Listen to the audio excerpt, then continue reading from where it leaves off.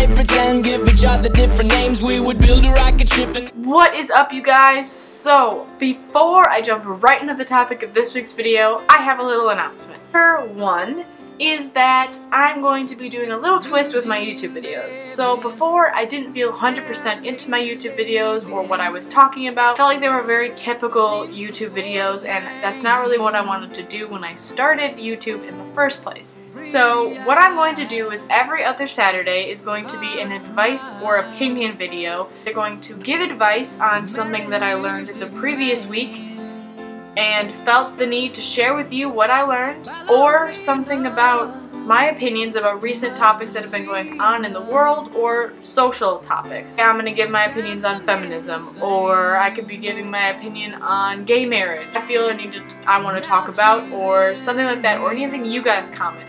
Topics for me to talk about down below. That would help me up a lot because I do need to do research on some of these topics that I talk about. Okay, the topic of this video is dreams. I did my research, guys. I was a good girl and I did my homework. I've been having really crazy, detailed dreams lately. Why do some people dream crazy, detailed, intense dreams and some people don't remember their dreams?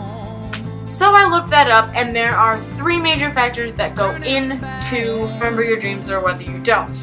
If you're a more creative or an imaginative person, you tend to remember your dreams or have more detailed dreams at night than people who are not creative or imaginative. Or you seem to daydream a lot during the day, or just even your thoughts wander off a lot. If you're more prone to do that, then your mind has an easier way of transferring between being asleep dreaming and being awake dreaming. And the third and final thing that really affects your dreams and whether you remember them in the morning or not is the length of sleep and or how much you sleep. If you're the type of person that gets up a lot in the middle of the night to go to the bathroom, get a drink, can't sleep, whatever it is, you're less likely to remember your dreams because there's more of a space between your dreams.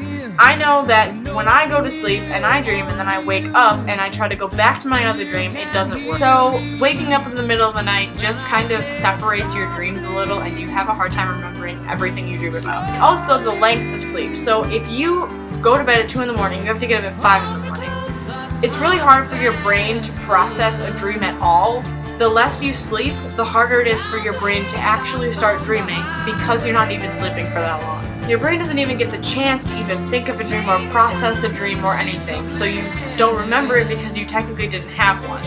So all those 3 factors really determine whether you remember your dream in the morning or not, and I'm sure there's many more factors, like if you had coffee or caffeine before you went to sleep. Lucid dreaming is probably another thing I'll talk about, which is when you know you're dreaming and you control your dream. That is also a really interesting topic to me, and I'll probably talk about that in another video. Another really interesting thing about dreams that I was figuring out is that this philosopher, Descartes, he came up with a theory about dreams. One time he was sitting in front of the fire and he was thinking, I know right now I'm sitting in front of the fire. Pretty basic concept. You understand what you're doing and when you're doing it most of the time. He also brought in the factor of dreaming. If all of a sudden he told himself, oh, maybe I'm dreaming of sitting in front of a fire and I'm really not actually doing it. Feeling suddenly changes and you start to question whether what you're doing is actually what you're doing, or if you're doing something completely different, like laying in bed. I'm recording this video right now, but who knows? I could be sleeping in my bed right now. It could be 10 o'clock at night and I'm dreaming about filming this video. Well, if you wake up in the morning and your video is uploaded, you had to have not been dreaming. Yes, but you could also be dreaming that you woke up and your video was uploaded. Kind of a crazy topic, and it's really honestly quite trippy that maybe what you're experiencing in reality isn't what you're actually experiencing. Some people hate talking about that. It's just like the concept of death. Some people don't like the fact that there may not be a heaven, there may not be a hell, and you're just in a hole for the rest of your life. I feel like it's kind of with dreaming. Some people don't like the concept that you could not be doing what you think you're doing right now, and your brain is just making it feel so real that you feel like you're doing it. I remember I've had so many dreams where I've had a conversation in my sleep with my mom in a dream, and I was talking to her about birthday shopping or something about shopping. I woke up the next morning, texted her good morning, and said, so are we still going shopping today? She was super confused. She had no clue what I was talking about, and I didn't actually talk to her about it. So, because my dream felt so real to me and my brain made it seem like that was what actually was going on, I woke up the next morning and thought that yesterday we had a conversation about shopping. It's called sensory illusion. And sensory illusion is like the main factor in dream deception, and the concept that Descartes had about not being able to tell what's reality and what's not reality. Really, really crazy to think about, and the fact that one person came up with this theory really just blows my mind. I have a hard time thinking of this topic because it's really confusing. So the fact that it's really hard to just prove at any given moment that you're doing what you're actually doing is what makes this theory very, very difficult. Also, the fact that whether dreams are illusions or hallucinations is also kind of a topic that philosophers often talk about with dreams. A hallucination is kind of, it doesn't feel like really that it's reality, but it could have some ties to reality.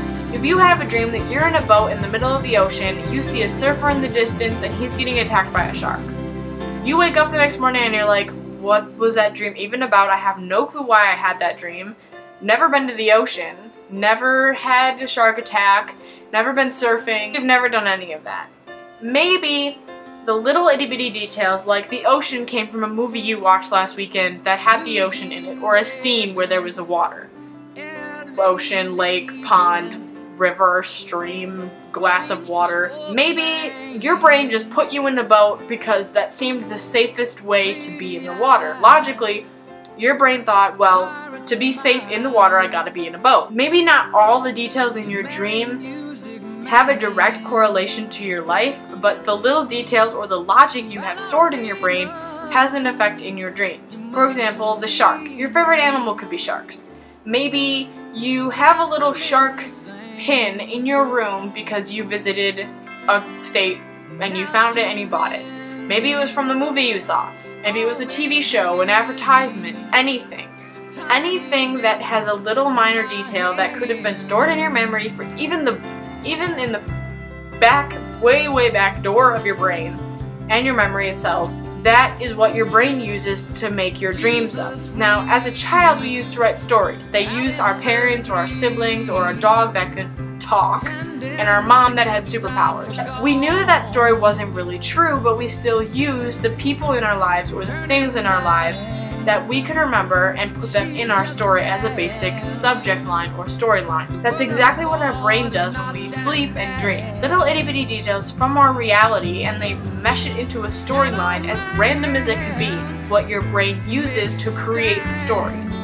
It's kind of like your brain is a mental storybook. All your memories are characters, and all the things that happen in your reality or in your dreams are a storyline. It makes it a little bit easier to understand why your brain thinks of certain things, why you have certain dreams. That is honestly all I have about dreams today, guys. Make sure to comment topics down below that you'd like to hear me talk about, or tweet me or ask me on Tumblr. My links will be in the description. If you could subscribe and like this video, that would be awesome. It would mean the world to me. Let's see if we can get this video to 10 likes, because honestly I haven't really gotten much likes on my videos yet. And good vibes. Have a great day, take adventures, and I will see you next Saturday. Bye! I was stressed out. Used to play pretend, give each other different names. We would build a rocket.